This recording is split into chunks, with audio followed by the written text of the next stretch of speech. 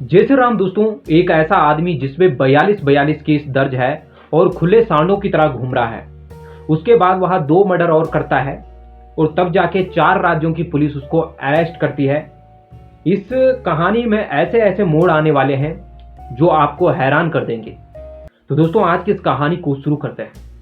दोस्तों 7 जनवरी 2019 को हरियाणा के रेवाड़ी के धारूड़ी में रामनगर कॉलोनी के पास सड़क के किनारे एक लड़की की लाश पड़ी हुई थी। वहां से एक राहगीर चल रहा था। करीबन सुबह के 3:50 हो रहे थे और उस राहगीर ने हरियाणा पुलिस को कॉल किया और हरियाणा पुलिस वहां पर पहुंची तो वह लड़की की लाश को अपने कब्जे में लेते हैं तो वह देखते हैं कि उस लड़की के सर पे एक गोली लगी हुई है, 2 उसकी छाती में और एक उसकी पेट में गोली लगी हुई है। पुलिस वाले उस लड़की की छानबीन करते हैं तो उसके पास ना उसका कोई मोबाइल मिलता है, ना कोई आइडेंटिटी कार्ड मिलता है, लेकिन इस लड़की की जेब में एक ब्यूटी पार्लर का विजिटिंग कार्ड होता है। पुलिस वाले इस विजिटिंग कार्ड में एक नंबर था। ये विजिटिंग कार्ड दिल्ली के किसी ब्यूटी पार्लर का था। इसमें पुलिस वाले जब कॉल करते हैं तो पता चलता है कि ये लड़की का नाम है दीप्ति गोयनका और यह लड़की इसी ब्यूटी पार्लर में ट्रेनिंग लिया करती थी। और इस लड़की के पिता का नंबर ब्यूटी पार्लर वालों ने पुलिस वालों को दे दिया। पुलिस वालों ने तुरंत इस लड़की के पापा को कांटेक्ट किया और उनकी लड़की की फोटो भेजी तो दीप्ति गोयनका के मम्मी पापा ने इसे पहचान लिया और कहा कि यह हमारी ही बेटी है।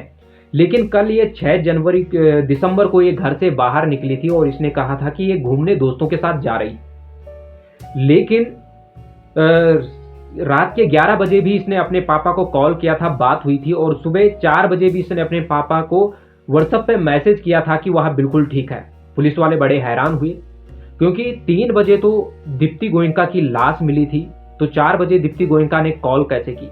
पुलिस वालों को पता चल गया कि कातिल दीप्ति गोयनका का फोन यूज कर रहा है और दीप्ति गोयनका के फोन की लोकेशन अगर हरियाणा पुलिस ने ट्रेस करने की कोशिश की, लेकिन उसकी लोकेशन ट्रेस नहीं हो पा रही थी क्योंकि अब तक कातिल ने फोन स्विच ऑफ कर दिया था।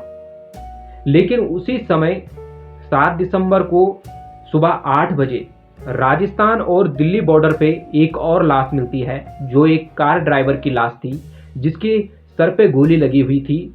और राजस्थान और दिल्ली पुलिस इस केस को देखने लग जाती है और वो इस कैब ड्राइवर को देखती है तो इस कैब ड्राइवर की आसपास कोई कार नहीं थी। पुलिस वाले तुरंत सीसीटीवी फोटोज को खंगालते हैं, तब जाके एक इनोवा क्रिस्टा कार दिखाई देती है जिसमें एक ऐसे ही रंग की ड्रेस वाला ड्राइवर बैठा हुआ है। उस कार का नंबर निकालती है, उस कार के ओनर का पता करती है, ओनर को तुरंत कॉल करती है तो पता चलता है कि कार का जो ओनर है वो इस ड्राइवर का बड़ा भाई है और जिसको यहाँ पे गोली लगी है, जो मर चुका है। पुलिस वाले इस ड्राइवर की जो इनोवा क्रिस्टा थी, अब इनोवा क्रिस्टा का पूरे शहर से जितने भी शहर थे, जितने भी टोल टैक्स थे, वहाँ से सीसीटीवी फुटेज निकालती है तो पता चलता है कि ये इनोवा क्रिस्टा अब तक तो गुजरात पहुंच चुकी है क्योंकि गुजरात बॉर्डर में ये जाती हुई दिखाई दे रही थी। और जब इस कार के बारे में पता किया गया कि इसको ऑनलाइन एक लड़की ने बुक किया था, वो लड़की कोई और नहीं दीप्ति गोयनका थी जिसकी लाश हरियाणा में मिली थी। अब जब हरियाणा पुलिस को इस बारे में पता चलता है तो हरियाणा पुलिस, दिल्ली पुलिस और राजस्थान पुलिस तीनों ज्वाइंट ऑपरेशन चलाते हैं और गुजरात पुलिस से संपर्क करते हैं कि गुजरात पुलिस से कहते हैं कि इस नंबर की इनोवा क्रिस्टा गाड़ी और इसमें जो चालक आपको मिलेगा उसको गिरफ्तार कर देना।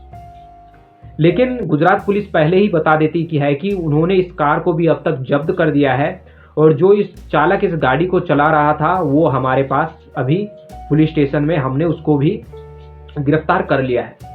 जब दिल्ली पुलिस, राजस्थान पुलिस और हरियाणा पुलिस गुजरात पहुंचती है तो पता चलता है कि इस गाड़ी को जो चला रहा था उसका नाम है हेमंत लांबा और ये हेमंत लांबा जो दीप्ति गोयनका है उसका बॉयफ्रेंड है। और इस हेमंत लांबा ने दीप्ति गोयनका को फंसाया था और दीप्ति गोयनका इस पे शादी का दबाव बना रही थी और उसलिए इसने ऐसी चाल चली कि ये इसे हरियाणा में ले जाकर मारेगा। लेकिन दीप्ति गोयनका से ही इसने दीप्ति गोयनका के नंबर से ही इसने ये कार बुक की थी। और उसके बाद हरियाणा में जब ये पहुंचा तो इसने जो गाड़ी चला रहा था जो ड्राइवर, उसी ड्राइवर के सामने दीप्ति गोयनका को गोली मारी थी।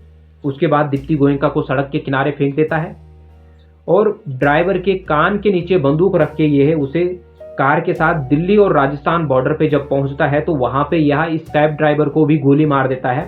और उसके बाद ये यहाँ से गुजरात के लिए निकलता है। और जब गुजरात के लिए निकल रहा था, जब गुजरात पहुंचा तो वहां पे एक लोकल डीलर था जो कार को खरीदता था, पुरानी कारों को। जब ये यहाँ पे इस लोकल डीलर के पास पहुंचा तो लोकल डीलर ने देखा, इसकी कार को देखने लगा। जो खरीदता है वो कार देखेगा ही। उसने कार के अंदर देखा कि कुछ खून के छींटे पड़े हुए हैं। उसे कुछ गड़बड़ी लगी। और जो इस हेमंत लांबा ने जो अपना आईडी कार्ड दिखाया था वो भी फर्जी था। इसने लोकल डीलर ने इसे अपने ऑफिस में बैठाया, तुरंत गुजरात पुलिस को कॉल किया। गुजरात पुलिस आती है, इसको अरेस्ट करती है। गुजरात पुलिस को इसकी गाड़ी में इसी गाड़ी में एक बंदूक भी मिलती है जिससे इसने दीप्ति गोयनका और उस कैब ड्राइवर को मारा था। इस तरीके से ये केस सुलझ जाता है।